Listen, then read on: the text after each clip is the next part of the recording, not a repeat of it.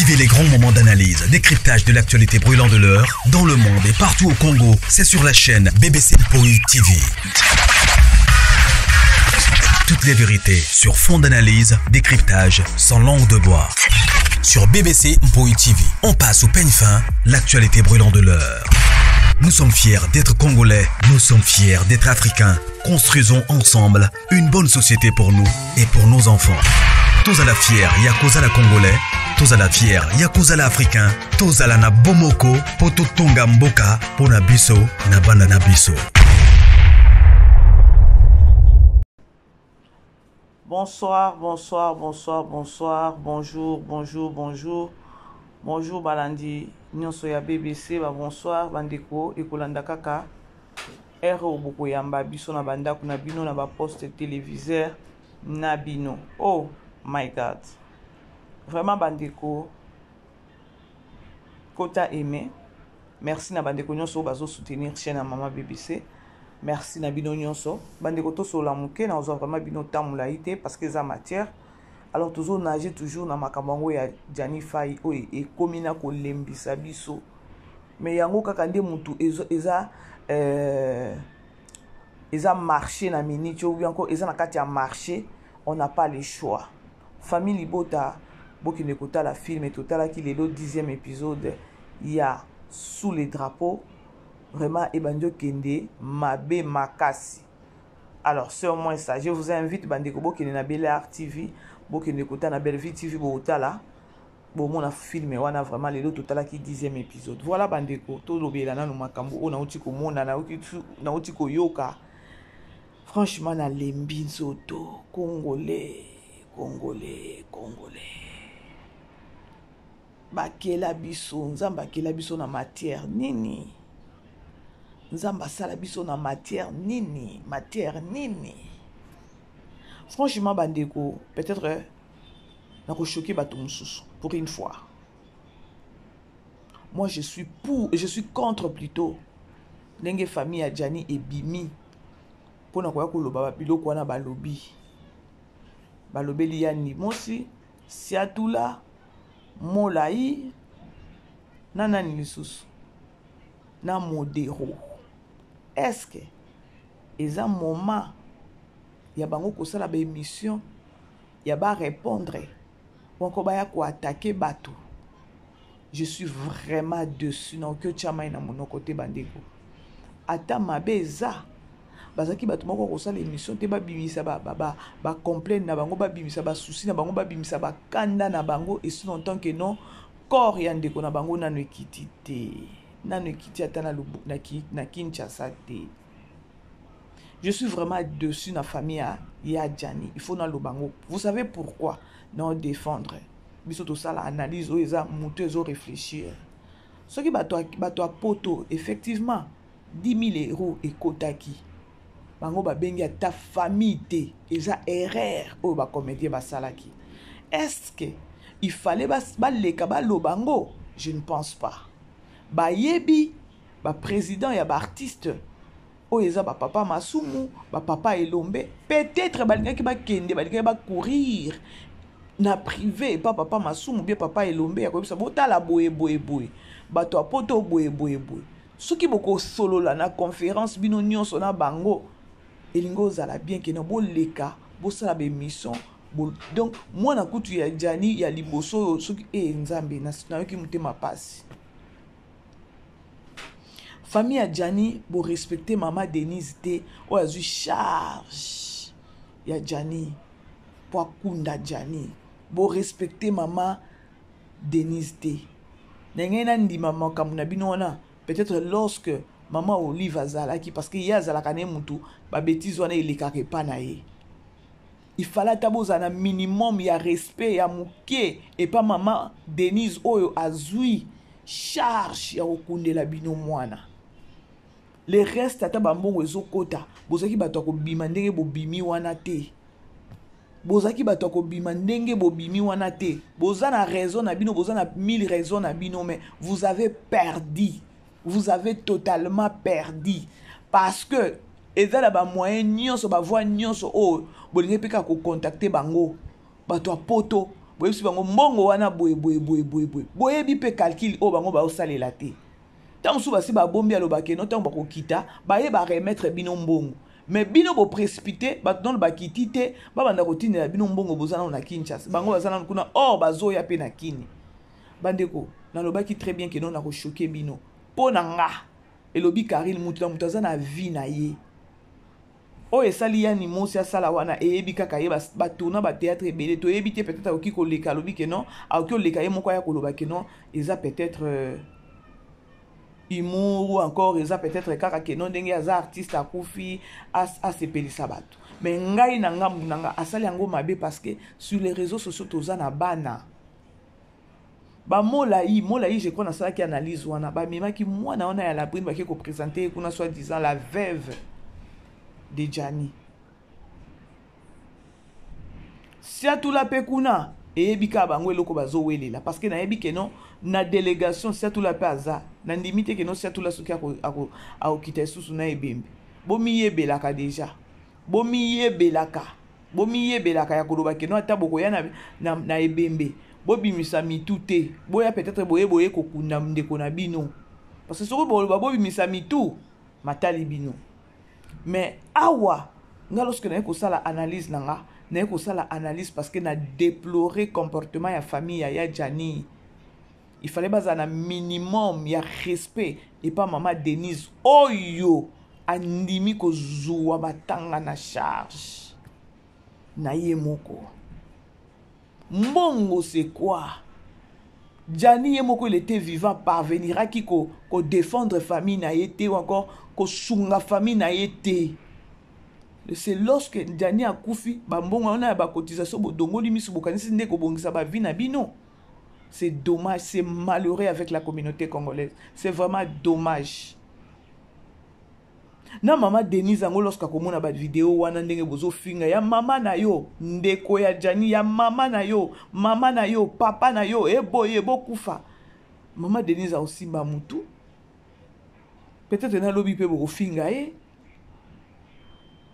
non vous qui pressé ou encore vous pressé bon engagé ceux qui papa masumu ceux qui papa elombe membre ya famille ya Jani bozawana bobengi babengi kuna bosololi est-ce qu'il fallait ça nécessaire akoya koleka na réseaux sociaux ye moko ndeko na bino kokaki ko supporter bino te kokaki ko stabiliser vie na bino te kaka ya tango akufi ba mbongo ekokota nde ba vie kobonga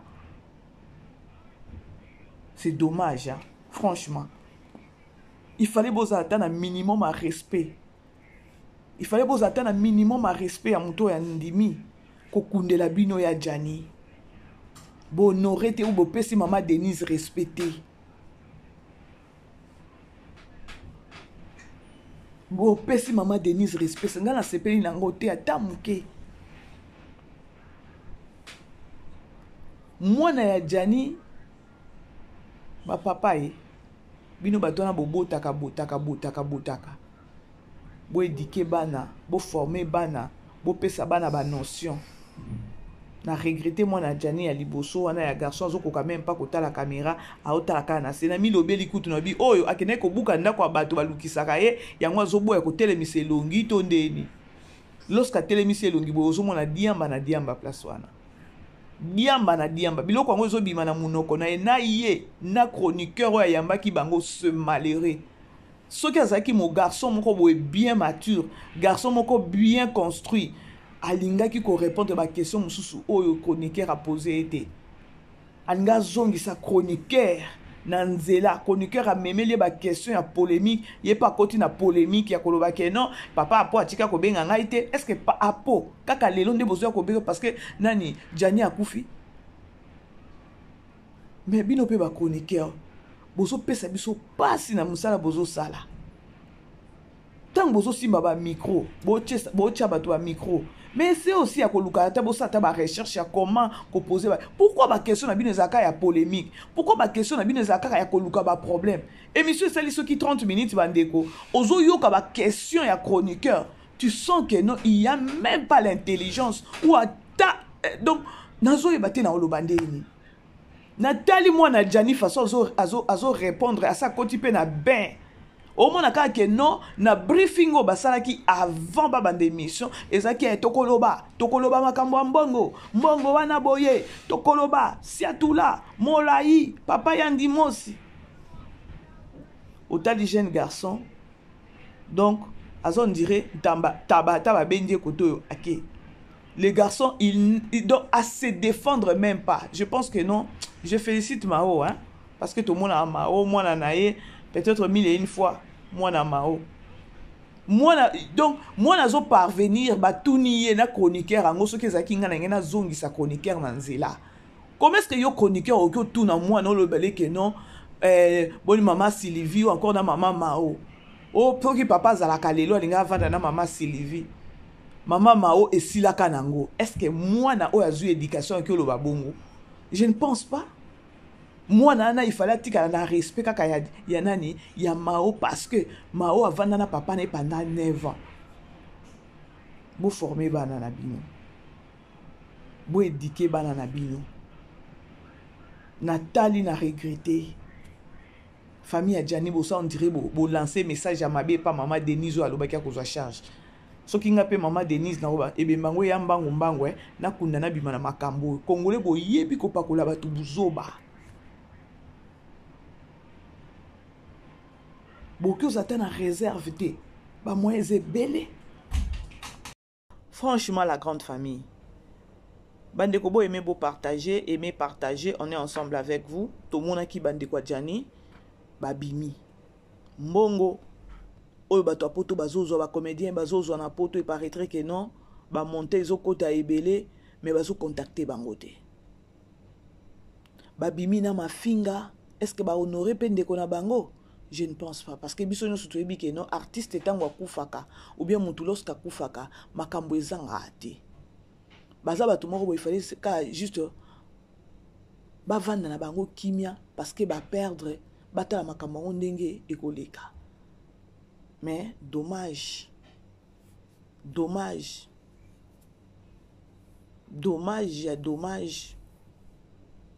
Toyebi ke non na ngambo ba comédien ya poto basaki erreur. Ya ba contacter à ta famille te na bambongo nyonso bazozwa.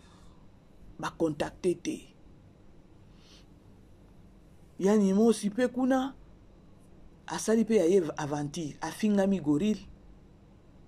Afingami nani rigolo soki bobenga ngoni crapaud bon moi que non c'est pas bien na maman Denise anga osepela tenga natali kaka maman Denise o yandimi kozwa charge soki maman Denise andima te botala kutu ata ba papa elombe basaki réunion balobi ba comédien akini ba kosala kutu cotisation te parce que maman Olivia Zudon elle s'est portée garante ya osa nini ya kokunda Gianni. Mais après bobimi boye bofingi après maman Denise merci kobo sana biso te wana mwana ya Gianni. Et ba chroniqueur bo bongisa ba question. Ba chroniqueur bo longwana na monde de polémique. Bo essayer na ya ko travailler comment bon ba chroniqueur yangani pe baza na problème te zape muto oyo boyambi neti mutu neti nga ba question o chroniqueur azo poser na mwana Gianni soki mwana Gianni ndenge azana 30 ans ndenge balobi alaki mutu moko ko zongisa chroniqueur na nani na nzela mais akoki ko sala ngote azo wela pe muka mbongo charge papa tikelinga ezebele bato bazanga soni franchement la grande famille beau aimer beau partager j'ai trop mal na yo qui passe ya famille ya Gianni ndenge bimi mama pe aleki mama déjà zaki ya kufinga mabazo finga ye to mona ba film susu na ba TikTok bazo finga mama Gianni mais pour na mbongo boye ko lancer message bozaki bato moko ya ko régler yango na réseaux sociaux te mais je sais que non colochen aika ko diaboliser bino parce que y a un avantage ya ba vie na ye azan avantage ya mike kokota na vie na chaîne na ye mais à salir bato mususu na bino wana bengisi asimbisi bino touche ce qui bozo yebate parfois il faut zala sage bandeko eza mbama ka mususu boki ka kokota te boki pe ko akosala te Est-ce que vous êtes obligé à koleka pour répondre à biloko na nyonso bosali? Hey, nakeli maman Denise na biso mawa, pardon badi. Yango tango bato bako arrêter ko salisa bino, bokomi bileli na bileli. Autorité moko akoteli bino na famille, alobi andimi asa nini, asunga bino na kokundela bino na nini mwana na bino. Mais botala ba comportement. Tala comportement ya Congolais. Nga na place na bino na yoki soni, franchement. Na yoki vraiment soni.